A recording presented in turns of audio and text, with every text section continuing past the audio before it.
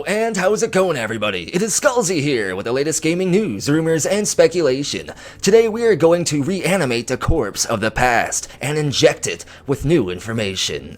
Okay, that didn't quite come out the way I wanted it to, but what I mean is we are going to break down a discovery related to what most likely will be the collector's edition of Starfield. This information is further supported by the recent Starfield IRL watch discovery, so let's not waste any more time and make any more accidental necrophilia puns and get straight into today's content. By the way, do you happen to know what the fine is here in Cyrodiil for necrophilia? Just asking.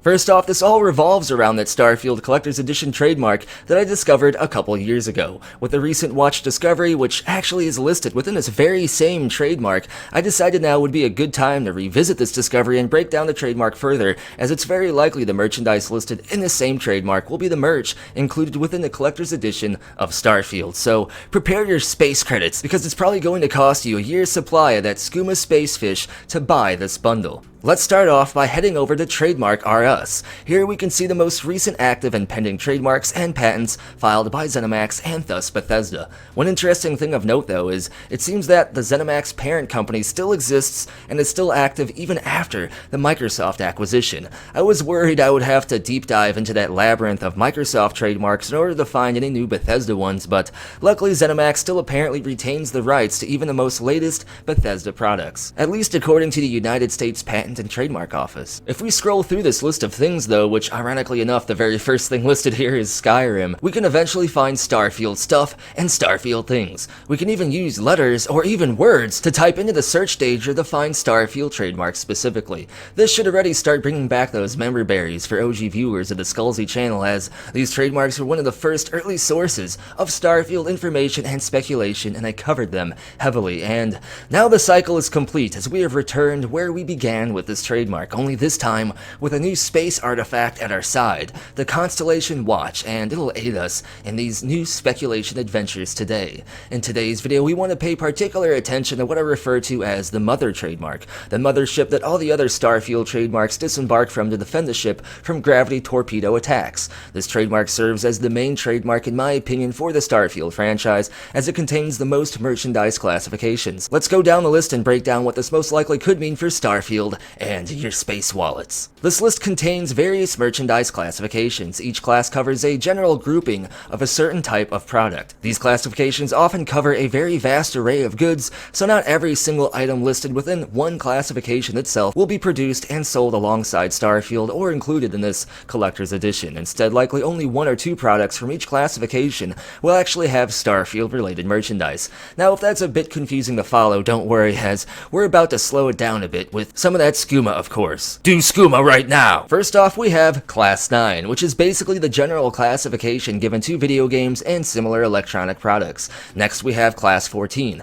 precious metals and their alloys, jewelry, and timekeeping instruments. I feel like the Starfield IRL watch that was discovered recently easily fits into the Class 14 merchandise, and it's for this very same reason I believe the Class 14 was even filed alongside the Starfield trademark in the first place. There might be some other Starfield related jewelry though, or maybe a pendant made out of some kind of precious metal, or maybe we'll get some of that real-life Starfield currency bricks, or whatever these end up being. Next, we have the class for paper and cardboard goods. This likely covers any potential in-game manuals or art books included within the Starfield Collector's Edition. This class also covers potential Starfield posters and other marketing material as well. If E3 still had in-person events, this would also cover any Starfield cardboard stands or decor at the conference itself, but it seems like E3 may not be around any longer, which kinda sucks. At least I got to go to E3 2019 before the world decided to activate chaos mode. Next, Class 18, leather and leather imitation. So maybe we'll get a space wallet, or a leather map, or a leather bag right before a leather shortage is announced, causing yet another collector's edition pre-order controversy, but let's hope not. Next, we have Class 20, furniture or decorative products. You will receive a full Starfield themed living room set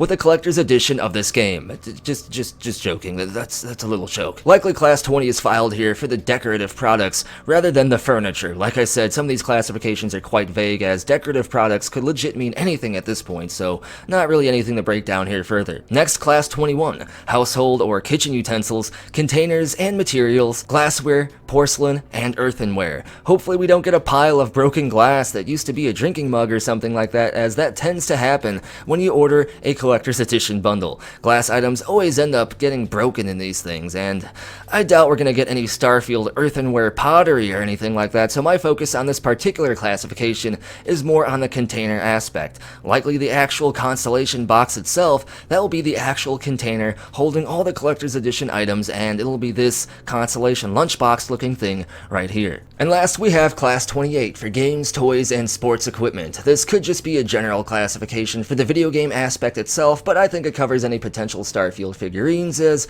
we might receive those within the CE bundle. And that is all these. Like I said, although some of these cover a great range of possible items, one can easily infer what most likely would be included within a Starfield CE bundle based on these classifications, especially when one of these items, the watch itself, has already been confirmed to exist based on the recent watch manual being discovered online. So, with all this in mind, I decided to break down what I believe the Collector's Edition bundle of Starfield will most likely consist of, and this is what it is. Upon receiving your Starfield CE box, you'll have one of these bad boys right here, the Constellation Field Kit lunchbox looking thing box. Inside of it you'll find the watch I broke down in the previous video, along with this Constellation patch for your jacket, gaming chair, face, or wherever you want to sew it onto. You also have a Starfield art book and maybe an in-game themed Constellation manual, and there will likely be a figurine of two of one of the creatures in-game or one of the major characters. I also believe there will be a model of the in-game Starfield currency and likely a few other random bits and pieces, perhaps even a Starfield mug,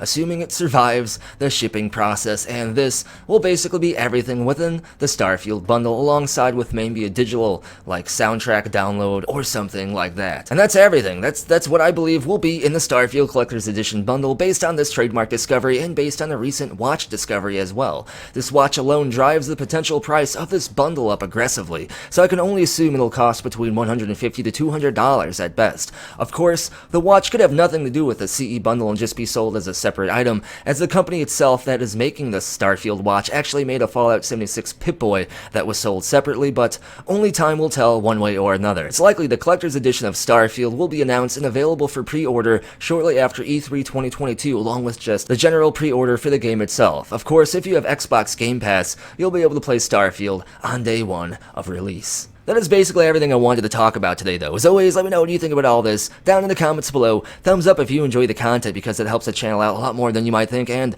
subscribe to help grow the community and the channel. And lastly, huge shout out, much appreciation, and love to the following amazing people for supporting the channel. Get your name added to this permanent future video shout out list here by supporting the channel on Ko-fi, Patreon, or here on YouTube as an exclusive channel member. I am updating the list this week to give people another chance to support the channel to get added to this list, so now's your last chance for a minute to get added to the permanent future video shoutout list. Links for all this and more are down in the description below, as well as a link for Skullzi merchandise and the Skullzi Discord server. And as always, thank you for watching. Be sure to tune in next time when I am busy grinding space fish in order to be able to afford to buy this collector's edition.